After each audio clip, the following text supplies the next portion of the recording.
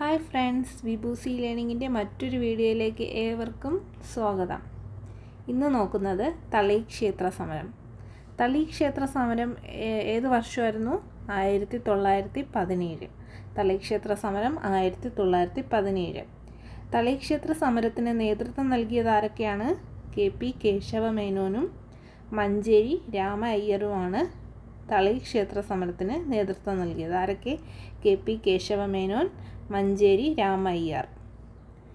കോഴിക്കോട് തളി ക്ഷേത്രത്തിലേക്കുള്ള എല്ലാ വഴികളും എല്ലാ ഹൈന്ദവർക്കുമായി തുറന്നു കൊടുക്കണമെന്നതായിരുന്നു സമരക്കാർ ഉന്നയിച്ച ആവശ്യം. തളി ക്ഷേത്രത്തിലേക്കുള്ള എല്ലാ വഴികളും എല്ലാ ഹൈന്ദവർക്കുമായി തുറന്നു കൊടുക്കണമെന്നായിരുന്നു സമരക്കാർ ഉന്നയിച്ച ആവശ്യം. Okay, thank you. ഈ ചാനൽ ഇതുവരെ സബ്സ്ക്രൈബ് ചെയ്യാത്തവർ പ്ലീസ് ഒന്ന് സബ്സ്ക്രൈബും കൂടെ ചെയ്യണേ.